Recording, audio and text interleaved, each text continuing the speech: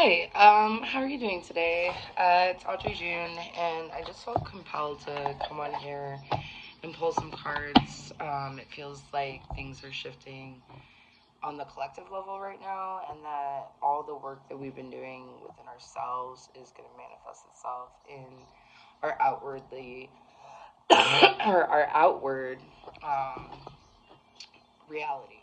So, what are some things, some guidance, some medicine that we need to keep in mind as we ourselves are in that creatrix energy of creating something new for everybody else? So,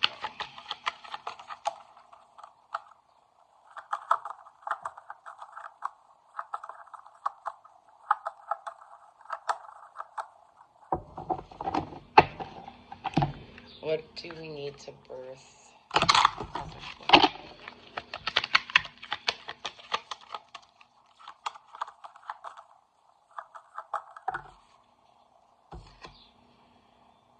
Okay.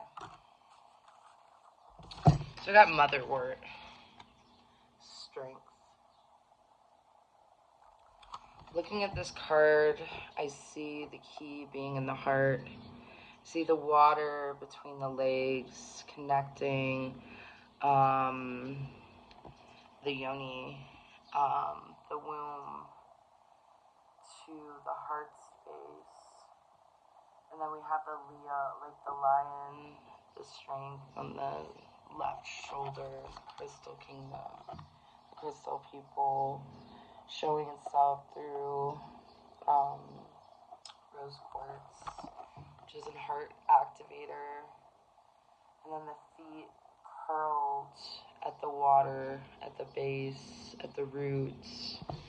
And then we also see people walking with their hands held through the star kingdom, which really reminds me of star seeds. It really reminds me of Andromeda and other star seeds, that their kingdoms were destroyed, which also makes me think of the Palestinian people and all of the destructive tendencies that the West has created through technology and exploitation. But we still have the mother, we have the grandmother, and she's holding the space and the energies.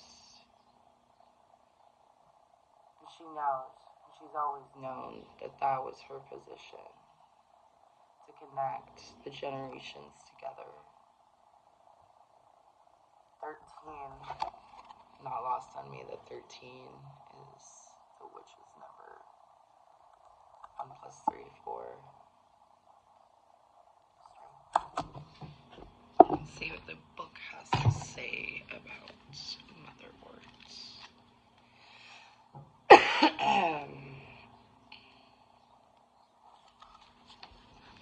Strength, essence of creation, connecting to the creatrix within, fertility, birth, creativity, inner trust. Reversed weakness, feeling depleted, unopened heart, disappointment, disconnection from creation, and a lack of creativity.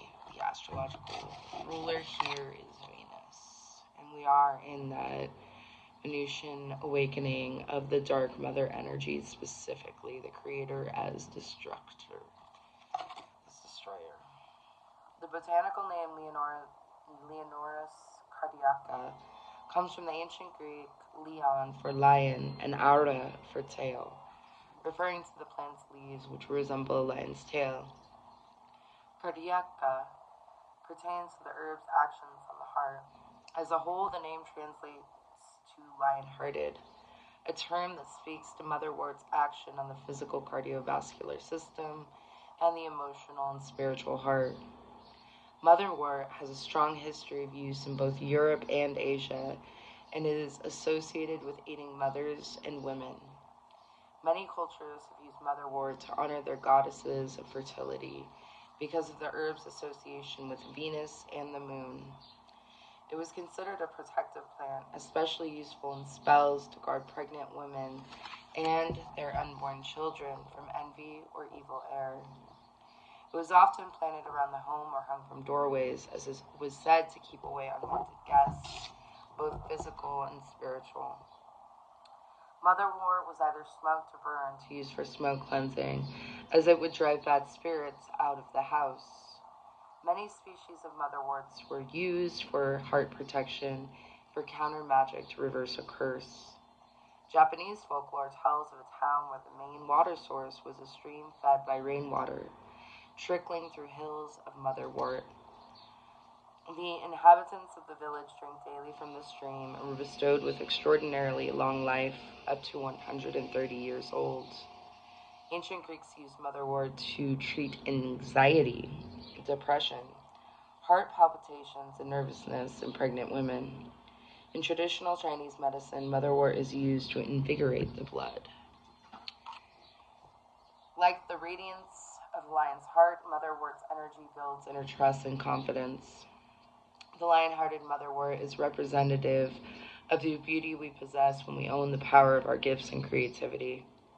The goddess sits centered as the lion leans on her in a state of peaceful delight, symbolizing the unwavering faith we must keep as we transcend old fears and patterns. And I'm thinking structural patterns of racism and oppression and systematized patriarchy and the dampening of the spirits of the witches and the mother. Venus, her planetary ruler, is like a midwife to our happiness, channeling how we accept and transmit our heart's desires. Find new ways to facilitate creativity that honor and reveal your passions and strength. Devote yourself to the fertility of your gifts and courageously accept your divine destiny. So, the way I see this card is a return to the old ways. That as we realize and we recognize the evil that has been done both to us on a collective way and also the spiritual warfare that has created a dis-ease in our bodies and in our spirits and in our hearts, the old ways are returning. And these old ways are returning not only through like actual uncovering of texts and like sacred codexes that exist within the Crystal Kingdom and within, like, it makes me think of like them saying that they had found like a way underneath the pyramids, right? And like through those ways, but also through dreams and through connections with others and through opening the heart itself. There is much to do, but we have the inner resources and the inner resolve to make these things a reality. It's the return of the mother.